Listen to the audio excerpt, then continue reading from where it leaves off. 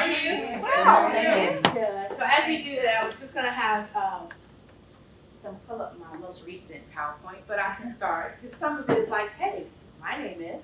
I think I can handle that without a PowerPoint. So welcome to our session. My name is Letitia Brown, and I am the new Chief Operating Officer for the University Area CDC. And I'm going to give you a funny, not CDC, as like disease control, because my mother said that when I left my job as principal, I said, Mom, I'm going to go work for University Area CDC. She said, why would you want to go work for the disease control people? I'm like, what are you talking about? I'm like, no, that's not what it stands for. It actually stands for Community Area Development Corporation.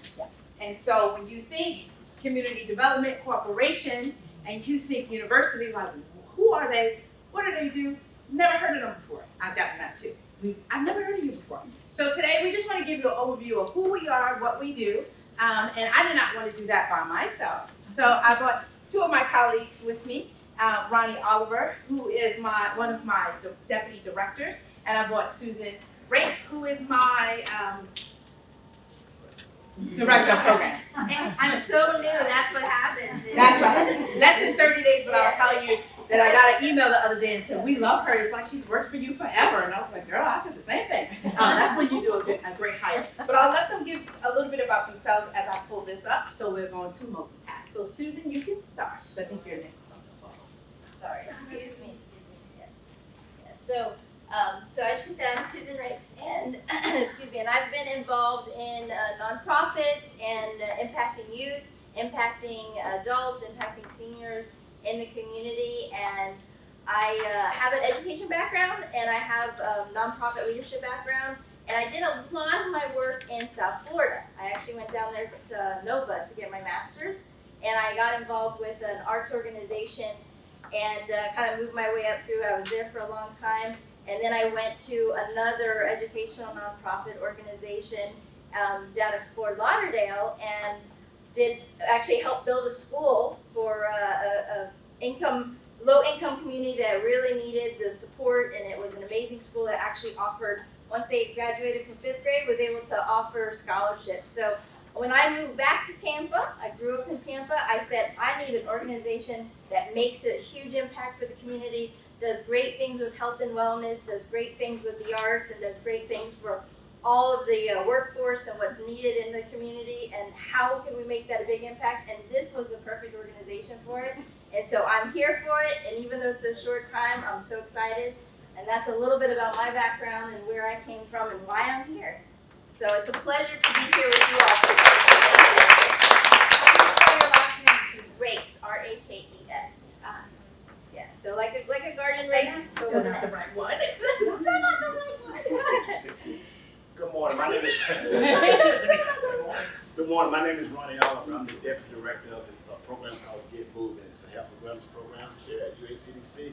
I've been with the organization for the past 13 years. I came in the organization as a site liaison for Prodigy and worked my way up to director of development. Then I started the Get Moving program back in 2015. I know Pamela for a long time. Her husband Ron worked with me as well. I came from a nonprofit organization called Mayor's Beautification Program. I did that for about 13 years. Then I got laid off. Then I started University of CDC back in 2011. So I've been there ever since then and worked my way up. So I'm glad to be here, and I want to give you a lot of information about the UACDC.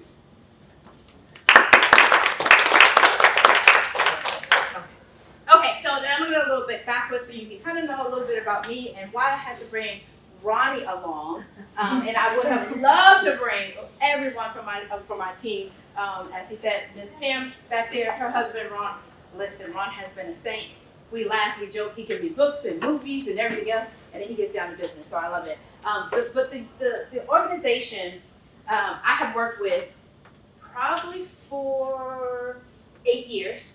My prior life, I was a principal of a affluent, I consider it affluent, but some people say struggling, transformation school in Hillsborough County. We were the first community school in the area, and I had the pleasure to partner with University Area CDC.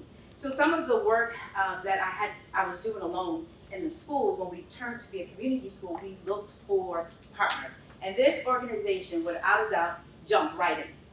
We didn't know what we were doing, including the organization, but we jumped in to wrap our arms around the school, which hindsight wraps your arms around the community.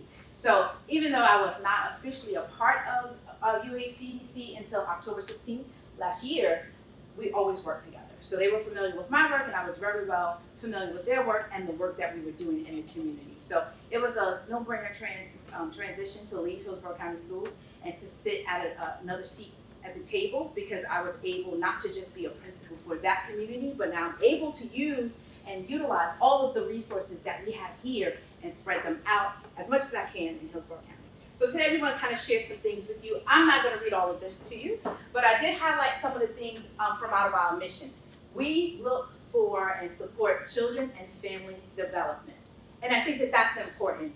And as our organization, we're always asking the question, what children are we servicing and what families are we servicing, and how do we develop them, right? Because it's not just about servicing and giving.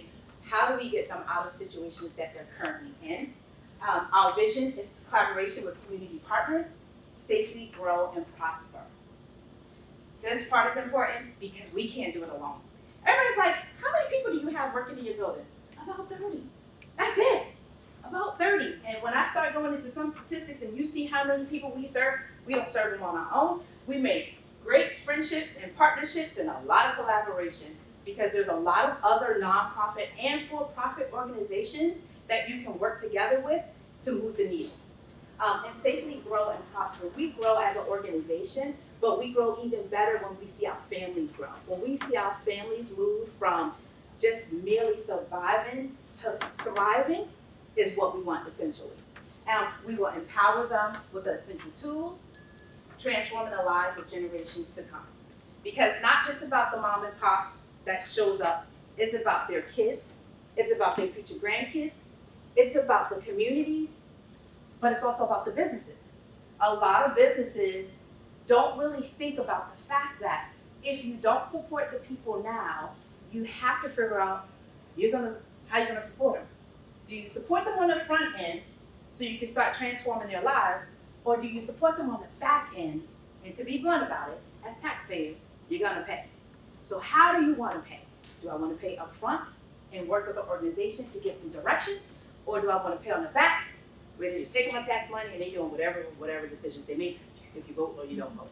So you gotta decide how you wanna sit at the table.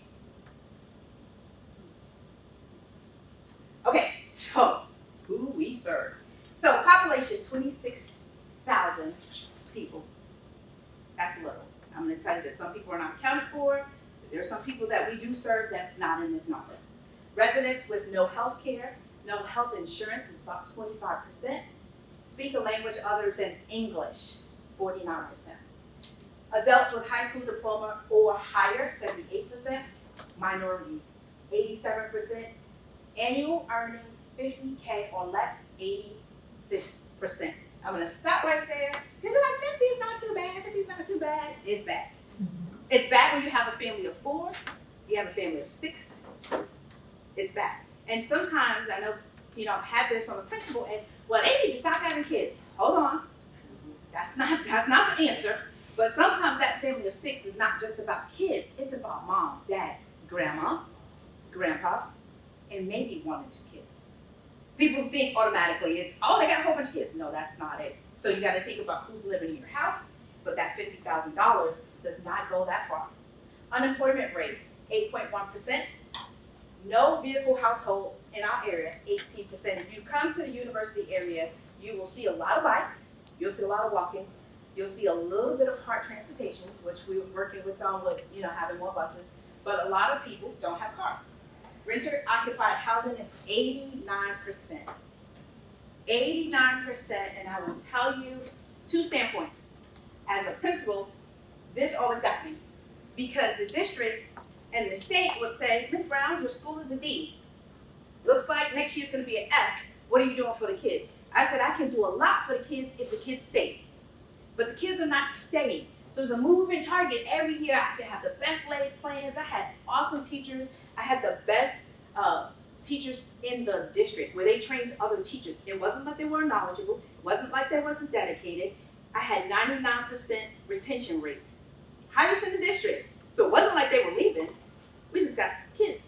They were leaving. We cried when kids left. We had great plans, but it didn't move the needle. So then I started to ask the question, where the heck are the kids going? Well, I go over there, talk to my friends at UACDC, and they said they're leaving the neighborhood because they're renters, and sometimes they get pushed out. Sometimes they don't have the support system they need. Sometimes they're shacked up with others, right? So they really don't live there, but I register them, but they don't live there, and so they don't get to stay there, and then they leave. So the domino effect of the community was hitting not just the community from there, but my community as a leader in the building. Now we did move, and this is like the 4th year of us being a C, and to some people, you're like, that's not good, but that's great when you have a moving target, right? There's a moving target in our building. So we work with UACDC and other corporations to start to try to stabilize some of our families, so then that impact on our school grade helped. And then a lot of our families who went to other places to live actually filled out choice forms, and they brought the kids back to the school, believe it or not, on Bears Avenue. So they wasn't opting into private schools, A schools, or B schools. They came back to C schools. And so it was the makeup of the community that helped with the impact. How did you do that? How did you bring them back? So in Hillsborough County, parents do have choice. They can actually fill a choice application, and then they stay there with you. I had some families that used other people's address, and they use those addresses, and we keep them. You don't dig. You just say, okay, whatever. The right way of doing it is going through Hillsborough County. Some of our families don't do that because since it's choice, they may not get picked. They'll say, oh, there's too many kids in the area, and then the flip side of it is they illegally do it.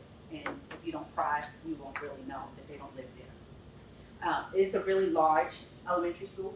So at one point, we were up to 1,235 kids, and they all walk. And so some of the programs we're gonna talk about, Mr. Ronnie Oliver, when I first met him, he was like, I'm here to help you. I'm like, okay, there's about 1,000 kids. I said, good luck. So you got 1,000 kids walking on Bears Avenue and about 100 car riders every day. But they were legit the kids from the community.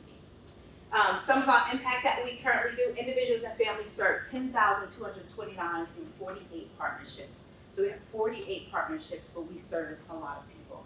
Safe, affordable housing, we have a 61 families house at Uptown Sky. Uptown Sky is one of our apartment complexes right on Fletcher that we built. It has a pool. Funny story, I'm gonna stop right there. Ronnie and I are in charge of a program through Get Moving. It's a swim program. Every kid that lives in this apartment complex, we have made it so that they have to learn how to swim because we don't want a kid to drown, right? So you live here, we highly urge you to go to swim class. You don't have to pay for it. You don't have to pay for your swimsuit. You don't have to pay for anything. You just have to show up.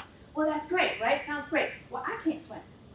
So how do you have a COO in charge of a swimming program that can't swim? And I'm up here talking about, well, we gotta buy gargles, so all of, So I was like, Sarah's like, you can't swim? And I was like, no, but you didn't ask me that when you hired me. So I don't really care. And I can't ride a bike, because then she tried to get me to go on one of these bike things. I was like, no, I can't do that. She said, what can you do? Eat. I heard that part. Down pat. So that's a true story. Food distribution, 59,296 pounds provided to 4,184 individuals through Kinship Free Market, which Ronnie's going to talk a little bit about that market. Youth and adults in Prodigy Culture Arts, 1,602 youth and 2,070 adults served. And Ms. Pam, I'm going to mention you again because her husband is one of the people that he's a director, and he helps me move that needle for the youth and adults that we serve. And we're about to start a contract with Hillsborough County Schools, so we will be serving a lot more youth and a lot more adults. The Prodigy program is amazing because it is that preventative service to kids before they get into trouble. But now they've also extended their Tinglings to work with adults and seniors, and then combining both the youth and adults. And I like to say those are two categories of people that in life you should never mess with: the kids, because they really have no choice. They're born into families. And when you become a senior, I think you've earned the passage right to do whatever you want to do in life, and we should support that. So those are my two areas. University Area CDC Partnership Coalition members. We have a partnership coalition. There's about 258, that's outdated, members, and the Partners Coalition, we get together quarterly and we look at the landscape of the area, but each of those partners may be nonprofit or for-profit businesses, and how we talk about how we can service not only just our community, but other communities around us to make Hillsborough a lot better place. Invest Workforce Programs, 370 individuals empowered with 31 earning workforce training certifications. This is one of our programs where we look at families and we say, okay, if you can't make ends meet, what's going on? And they may say to you, well, our work is just not enough to cover that household of 5 to 6 people. So we start to ask them, what is it that you really want to do in life? Where is it that you really want to go? And they think about, oh, well, you know what? I always wanted to be a CNA. Okay, you want to be a CNA? We try to vet them as much as we can and let them really go into what a CNA does. And then if they seem committed, we pay for them to go for their CNA certification. Once they finish that certification, then we say, okay, you have the certification, now we need to look for a job. And we try to get them placed in a position. Now we just elevated that family. So we didn't just talk about it. We didn't just, say, okay, well, you got a job, then you got to make some other choices. We said, what is it that you else like to do? And then let's see if we can support you. We find funding to pay for that person, right? Because they still got to pay rent, they still got to live, but they've never went to the CNA program, because if you look it up through HCC, it's about $1,300, $1,400 that they pay for that program. They can't afford that. So we pay for it for them, and then we make sure that they have their books, their supplies, their uniforms. Then we come back and say, okay, you finished the program, now let's start to look for a job. How do you dress for this interview? What does your resume look like? Where are you looking at? And we've had some people we've placed, and they say, well, you know what? We can't get there. Partnerships with Heart, partnerships with other businesses. Can we get a couple of bus passes? Because until your first paycheck comes, I don't want you to worry about not going to work. I need you to get to work, so we give you a couple of bus passes. We had one young lady, she said, I don't need the bus pass, just get me a bike. Ronnie got her a bike. I said, she's that dedicated. I'm like, no, I can't do it unless it comes with training wheels. But she rides back and forth. That's dedication. She was like, you gave me this much, now I need to do the next steps. And a lot of our reporting, we share success stories. We have people that come up and they do their testimonials about what we've done as an organization, because it's always weird if you hear from the organization, but it's always real when you hear from the people. And I think that that's most important, like to get that true testimonial. Steps for Success participants, 816. So in this program, you have to have certain qualifications. Typically, we have families that do have jobs, but maybe they're working, but they live with a cousin, because they can't afford right now to live on their own. And so what we require them to do is really analyze, why are you living with your cousin? Is it that you need a new job? Is it that your finances wasn't right? So we have literature classes. Is it that, okay, I need financial literacy classes, but I also need a new job. So we set individual goals with these individuals that goes into this program. They could be in a program 6 months to a year, sometimes 6 months to 2 years, depends on what they want to do. We have a couple of electricians in there. In the past, we had some truck drivers. In the past, we've had CNA, and we had coding classes. So it just depends on what their passion is, but we try to analyze and talk to them as humans, right? Because a lot of times, if you think about it, no one really asks, what is it that you want to do in life? Or no one really asks why you're in this situation. As much as I love when we have food distributions or we have free classes, no one stops to talk to the person and says, how did you get here? How did you get here, and how do we get you out of it? And they need someone to plan.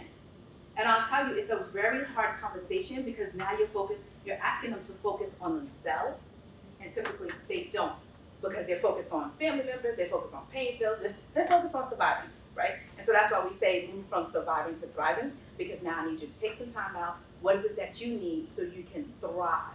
And it looks different for everyone. It could just be as simple as, I need a support system, because some of our clients that go into CNA classes, they have to work, they have to take care of kids, then they have to do the CNA classes, and guess what? It starts all over again.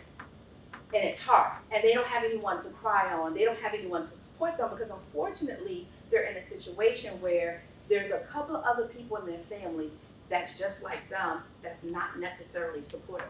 So then some of my navigators become mentors. They become a shoulder to cry on.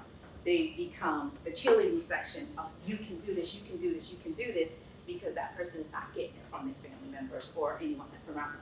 The Get Moving program, 6,108 youth and adults, is what Mr. Ronnie over here, he handles, and he does it really well. When I tell you there's a lot of moving parts to get moving, when I first started, I was just looking at him like, Ronnie, just do your thing. Because I can't. I didn't have a Susan to help me, and I was just like, I'm doing 3 jobs today.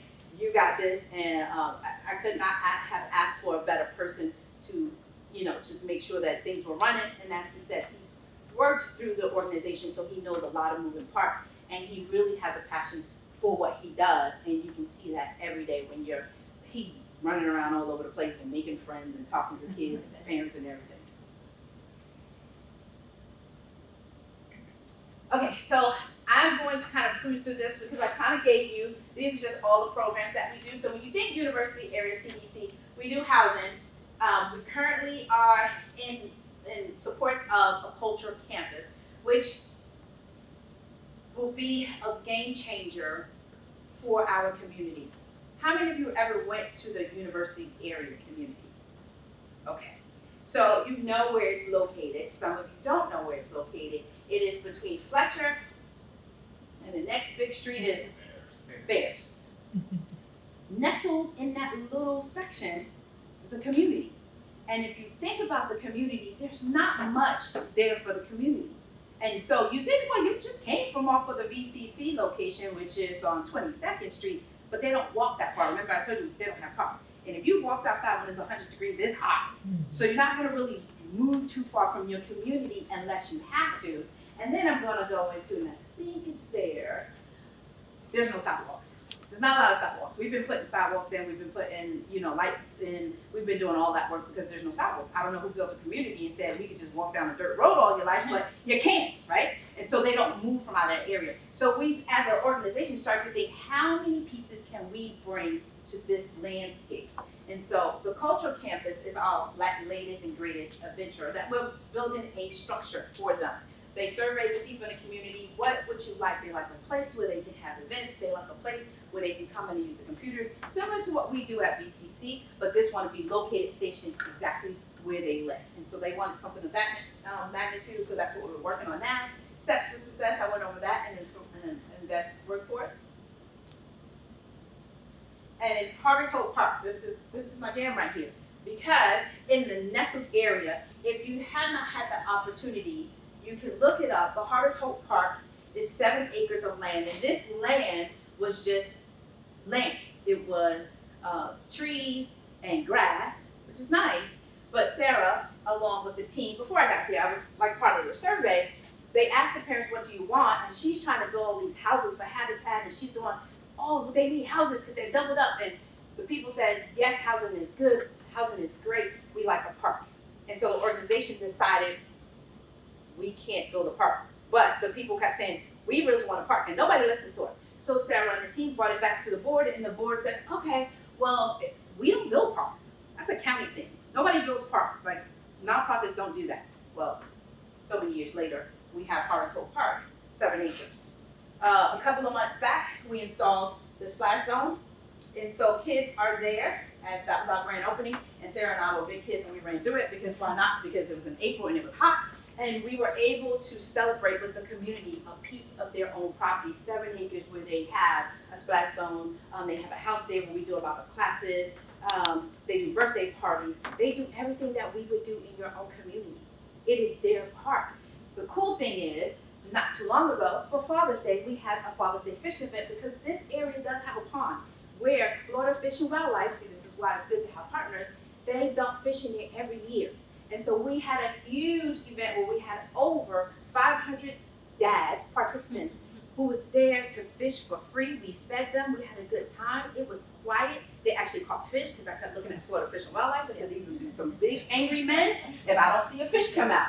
And the first fish came from this little teeny little girl, and she was like, I got a fish. And it was so cool. But the coolest thing of all was we had families from all over. I live in Riverview, and I had a dad come from Fish Hawk. And I was thinking, sir, you just passed my house, drove all the way down here to come to this location. Why? He's like, well, it was a good event, but I did not know this was here. And I was like, yeah. And I was like, well, it's for the people in the community, but guess what? It is a park. It is a public park, so you can go there. It's just our public park. But the thing that was most resonating with everyone that was there was you saw all types of families.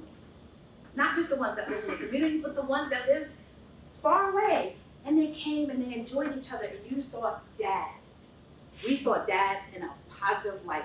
We saw dads just happy and relaxed and fishing, and they was just so amazed at the turnout that I was just like, I know dads are out there, we know dads are out there, but we do a lot of things to support moms. So this event was most important because it was around them and it was around things that they love to do.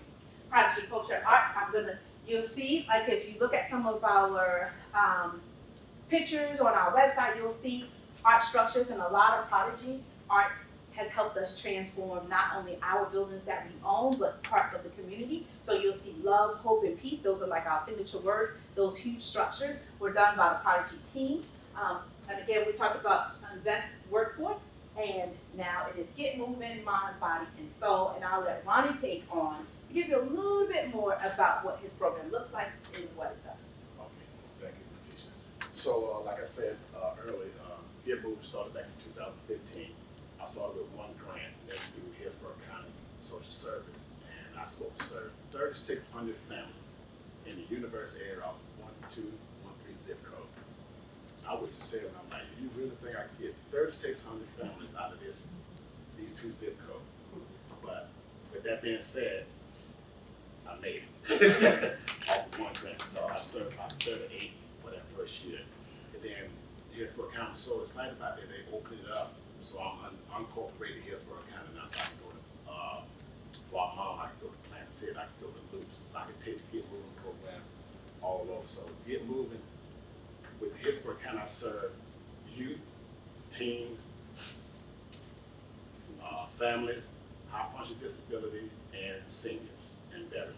So with that being said, we have like yoga class. We do yoga class on Tuesdays and Thursdays from 12 to 1 p.m. All my classes are free. They are free. The only thing I do, I pay the instructors. And so we do yoga on Tuesday and Thursday from 12 to 1. That's at UACDC. At Northdale Community Park Rec, we do yoga class on Fridays from 10 to 11 o'clock at Northdale Recreation Center. So we also do cardio fitness classes from 11 to 12:30 on Tuesdays and Thursdays. And I got a certified instructor that come out and teach. All the people coming from the community, they come from Harewood, they come from all over to participate in the cardio fitness class. And then I also have senior yoga. I have senior line dance classes. Have you ever taken a senior line dance class? Oh man. So we have senior line dance class at Roy Haynes. That's on Tuesdays and Thursdays from 10 to 11. And we have that Northdale on Monday, Wednesdays, and Friday from 10 to 11. We don't have that UACDC, but so also one of my favorite stories that we deal with Miracle in Motion. That's a participant come from 301, and they high functional disability group, and they came about 4 years ago. They called me and said, hey Ronnie, I heard that you got a cardio fitness class. I'd like to bring my clients here. I'm like, okay, you bring. They brought 60 people. I'm like, you think I could? So my cardio fitness instructor like, Ron, what do you want me to do with them? You know, you have some wheelchair walkers and all that. I'm like, you want to do the best you can. They do the best you can. So moving forward, that group's still with me for 4 years. But it's down to about 25, 30. And they used to be in chairs, do walkers and all that. Now they get up and function on their own. And so, because they're independent. And you want them to come and, even though they got the care workers with them, they leave them alone, let them be independent. And it's a challenge sometimes, but my instructors love it. We love it. Every time they come in, they give me the app. They go through the doors. And that's it. So with that being said, I also have a grant through Children for Hillsborough County. That's my it's Get Moving. This is my youth program from age 7 to 14. So I have karate classes, I have soccer, I have swimming class. I partner with the YMCA to do free swim classes Mondays and Wednesdays at the New Tampa YMCA. We do kids cooking classes. This is my favorite class here. These kids, I got a chef from. I volunteer sometimes. So I got a chef from called Pasta Pack. They located on the West Shore, and they come up every other Wednesday to teach kid cooking class. I mean, they make chicken tenders, they make everything from scratch. They learn the ingredients, they do it all. So this is one of my favorite classes. Then we also have a basketball clinic. That's Tuesday, Wednesday, Thursday from 5 to 8. Then we do athletic fitness class. We have this on Wednesdays and Thursday from 5 to 7 at Harvest Hope Park. Like I said, all the classes are free. Parents are excited. You know, now, what I'm doing now with through children boards that I'm allowed to, we do basketball now. We go to basketball tournaments. You know, kids are able to do basketball tournaments, karate class, they do karate tournaments. And also with soccer. My soccer program, they're going to won 2 championships in the last 2 years with the City of Tampa Park and Recreation Department. My kids from age 7, I got from 7 to 13, and we play at 13U. And most of the kids are 8, 9, 10 years old playing soccer with big kids, and they're going to win it 2 years in a row. Wow. So now they get ready to, I'm getting ready to sign them up to FC Rangers out of Loops to participate in that term soccer league as well. So I love this program. Like I said, I started back in 2015. I wouldn't change for nothing in the world. I came from a sports background. You know, I got this little accent. I'm from Alabama, so I've been here about 30 years, and I love this, and I love the organization I work for, and I have to think that. So, like I said, if you want to learn more about Get Moving, go to uacdc.org/getmoving. You can learn more, and then you can also reach out to me as well. So I'm gonna ask some questions. Well, I'm gonna go back to partners and then Ronnie will chime in on this part. So we have partners that will jump in and do whatever. They always come in with a vision, and then we kind of give them everything that we're doing. And I say, jump in where you can. I just had a conversation with South State Bank, and they had this really big plan, and I was like, okay, that sounds good. This is who we are. Now we need to massage it a little bit, because I want you to get what you need, but I also need to make sure that I'm listening to my community. And so I give that example because Ronnie also works with Well Fed, and he works with Florida Blue. And so Florida Blue said, hey, we want to do something around mental health. Well, some of our people in the community kept talking about mental health. We need this to be addressed. Well, I'm like, okay, so how are we going to address it with this large amount of people? Remember, I said 26,000 plus, right? So who do we target? And so one of our coaches for Uptown Eagles, for the football team, which is not under Get Moving, they're on their own, but we support them because they're in our area. The coach said, hey, well, we need to address mental health. Like these families, he said, I just want to be a coach. I'm tired of, I can't take this family's issues because I'm trying to be a coach to the football kids, but all of these issues are happening. So fast forward, we're sitting there with Florida Blue contract, and we're like, okay, we have this money, and they're talking about mental health. Let's create a plan. So with the coach, Florida Blue, and Ronnie, we organized it so the coach would make it part of their requirement for the families to have therapy, right? Then he made it a requirement for his coaches to do a therapy session. And then he made a requirement that the kids do a therapy session, cheerleaders and football players, right? And so now we have serviced everyone on the coaching team, and there's about 300 or 200. There's a lot. So we service the kids, the families, the coaches. And some of the things that we found out is one particular coach was doing what she did, not because she just wanted to coach, it's because her son, the year before, had killed himself. And she felt like she was going to give back, but none of us knew that until the coaching happened and the therapy was happening, and she disclosed her situation, which the room stopped and was like, oh my gosh, no one knew that. So her service level looked a little bit different than the other coaches because of what she had been through. But I say that because, first of all, I heard that they had done something like that before and no one really was showing up. But what we crafted is something very succinct to make everyone be a part of this coaching session, because that's how important it was. That therapeutic session was really much needed in the community. So now we're working on some of those pieces through kind of looking at how can we do that same framework within some of the programs that we currently have with Get Moving. One of the things that Ronnie came and said to me about 3 months ago, we were planning for our new year, which starts October 1st. And he said, Letitia, so the fishing event was really good. And you know, I always wanted to do a fishing program. I'm like, Ronnie, oh. He's like, we got basketball, we got this. He's going through this program. I'm like, at a fishing event. So I was like, okay. So we partnered with Jason from Empowered Minds, who does a fishing program. And so Jason and Ronnie came up with once a month, they will have about 20 kids. We'll also partner with Florida Fish and Wildlife. And then they would then teach the kids the proper way to fish, the different lines, the different types of water, the different types of fish, right? And the cool thing is, Harvest Hope Park also has a garden that's manned by USF volunteers. Who else do you have out there? Dave Whitwam is our head gardener, and we feed the people in the community. So they go and they pull things from the garden, and then they can go back home, right? Which is great. But for the kids, they see the garden. They see it. They don't really understand it. So through the fishing program, they're going to fish, they're going to pull herbs from the garden, and then they're going to cook it because we got a fishing program. Yeah. So you see how we just connected all those businesses that was working individually to empower the kids.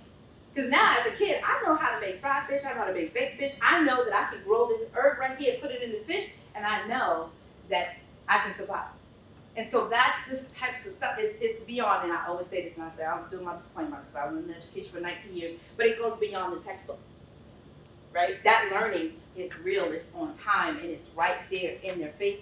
It structurally, critical thinking, that's all in the textbooks, it's all in the standards. Yes, it's in the standards. But when I'm able to actually throw that line and know what it really means, when I'm able to tell the difference from the type of fish and how I can eat it, or the fish that I have to throw back, right? Because there's some fish that you have to throw back. Or the law that says you can't just drop your line in a pool of water like my brother-in-law does. You have to have a license, right? So all those components is what we're teaching kids, but better yet, we're teaching them they can be self-sufficient. Because I've taught them how to fish, I've taught them how to grill, we taught them how to cook it, all in a safe manner, but that came from his program. Now, when he came to me, he said he wanted to do the fishing exploration. He didn't know that I was going to add all these other pieces. I was like, well, we have this person, this person, this person, this person. Connect it all. Boom, we got a great program. So he was like, I don't care what you say, I just want to do fishing.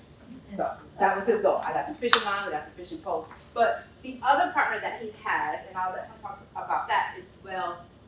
Okay. So the well is through John Dingler, and I partnered with him to, we have 3 locations that we food distribution. We do Uptown Sky, that's on Tuesdays from 5 to 6:30. We give food out to that apartment complex, free food. They must live in the apartment complex, come out and get free food. Then we also have Moore Park that we do food distribution. That's where we do that around from 2:30 to 3:30. That we give food out. And we have every Friday we do at Harvest Hope Park from 10:30 to about 11:30, 11:45 that we give out food. And oh man, it's a line. It's a line of people that's waiting to get food, especially during the holiday season.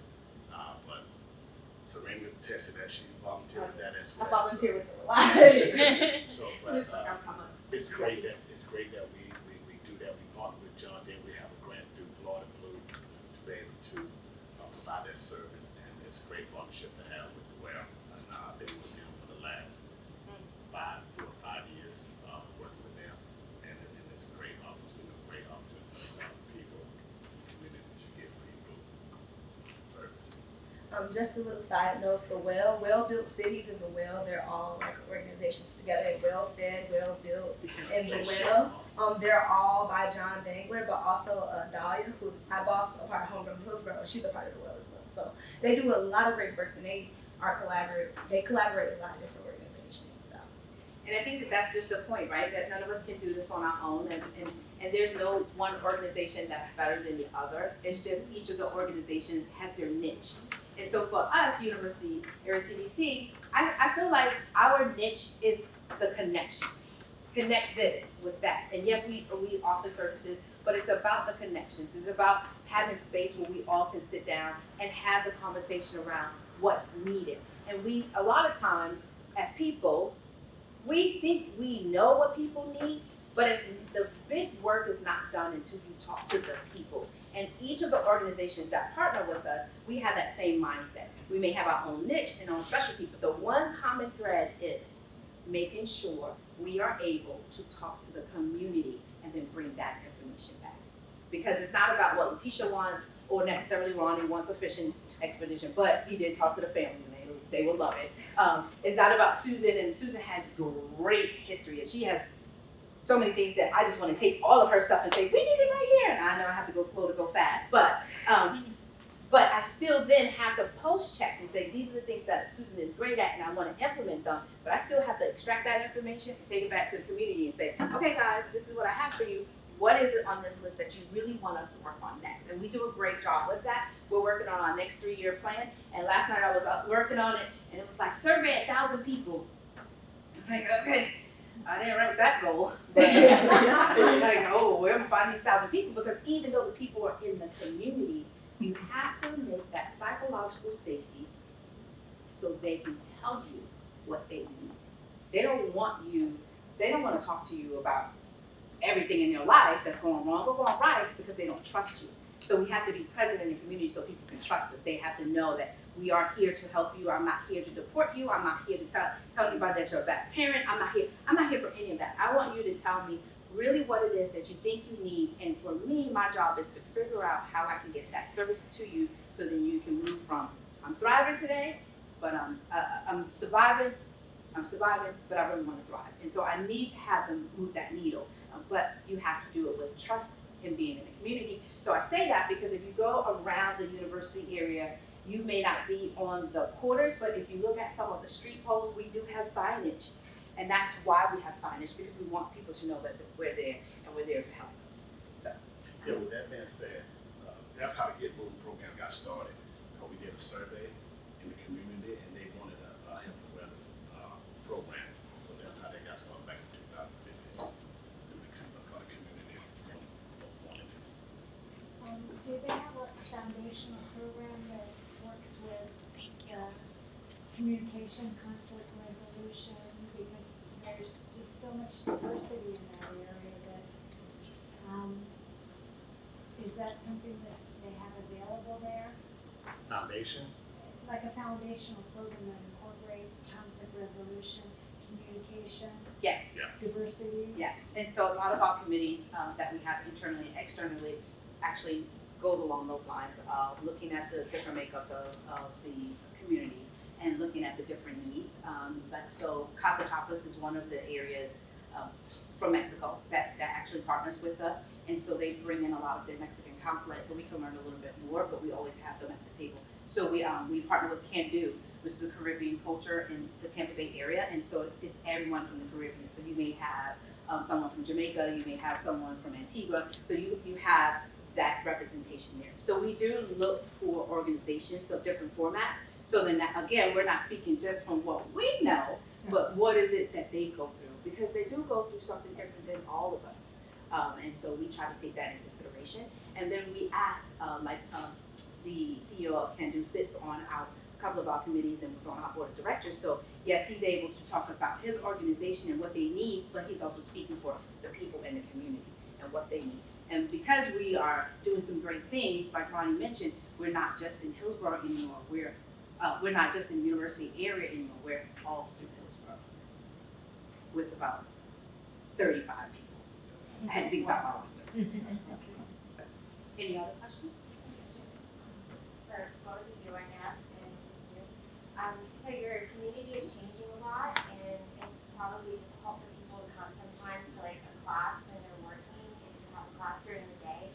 So what are your top ways of reaching your community? Because I know you've got flyers, giveaways, probably the newsletter, but what do you think is your best like communication strategies? For Get Moving is word of mouth. Yeah. We get a lot of parents, friends, cousins, family members. So it's a lot of, especially for my karate classes. I sort of serve 30, 35 kids, and 65 kids for karate. That's on Tuesday and Thursday. That's a lot of kids. And the parents, they sit there and watch their kid for 2 hours. So it's a lot of word of mouth for Get Moving, especially soccer. Basketball is okay, but soccer and karate is And so or the organization as a whole, we do have a communication specialist. So every now and then you'll see Sarah, you'll see Jari, you'll see myself on some type of news outlet. Depends if we're kind of promoting one thing or we're just promoting UACDC. And then yes, we have the common threads of social media where we push things out. We have Facebook and Instagram and those different things. But our network is really about our partnerships. And I think that that's most important because we have a commitment in our partnerships to when we're in a space, like I'm in a space today, and if someone said to me, well, we need X, Y, and Z, and I say, we don't have that, but I know another organization that does, I'm committed to connecting those organizations. And I think that that's most important, and that's from a larger organization standpoint, is knowing who you are, but then also listening to what people really need and helping make those connections. So the more organizations I partner with, we may not see each other all the time. I will send you newsletters, you'll send me newsletters, but I had someone from More Health call me. More Health is an organization that typically they work with schools. And they decided to do a new grant. And now they're working in daycares and Head Start. And they called and they were frazzled because they got this grant from Children's Board. And I don't know if you ever work with Children's Board, but they need business, okay? They need real business. And so you have to have your stuff on point. And the CEO was freaking out. And she was like, well, somebody told me to call you. And I was like, yeah, because we're going to find a way. And I hooked her up with Ronnie, who actually works with a DAS program through Head Start. And I said, start there.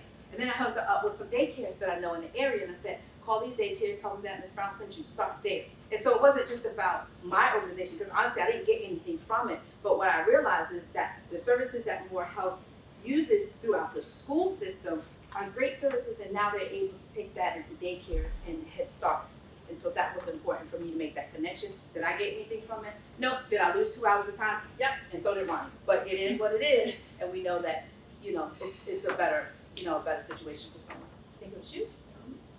It was. Oh, so I understand you all are having a bus tour? Yes. Can you tell us, do you mind telling us about that?